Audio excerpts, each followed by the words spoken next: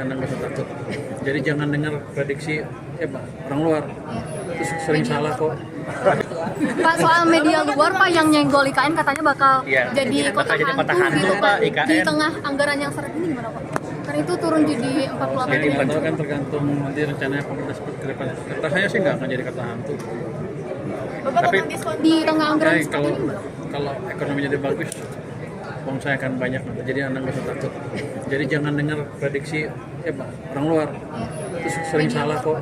Tapi Bapak ada rencana nggak Pak nambahin anggaran buat IKN Pak?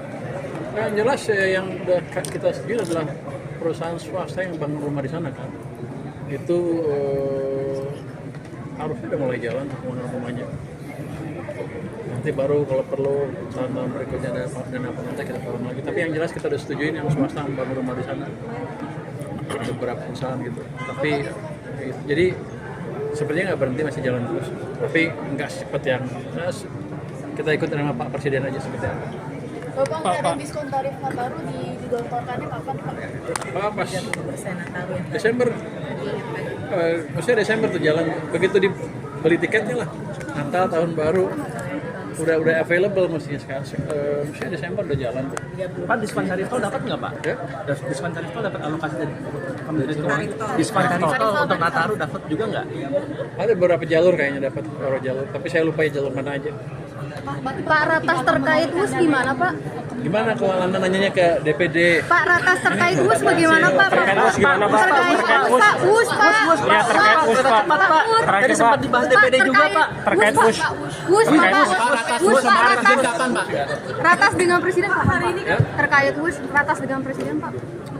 Ya ada, jadi tadi nggak diskusi tentang nanti kita lihat seperti apa. Ini kan project base kan, kita lihat pinjaman seperti apa. Jadi saya lihat saya buka ruang untuk bunga lebih rendah dari sekarang. Itu kan kita kan salurkan lewat PT SMI, karena SMI yang ngerti bagaimana mengenai proyek. Kalau orang saya nggak ngerti lah, karena beda jadinya kemampuannya.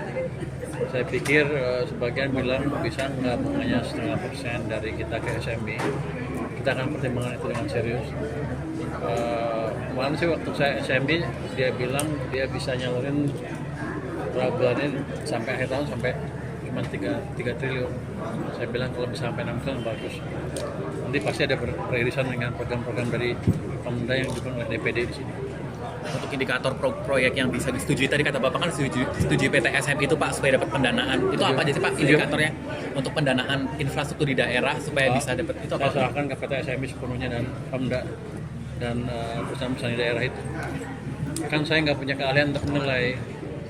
Justru saya memakai keahlian dari PT SMI yang udah jago untuk menilai proyeknya visible apa enggak.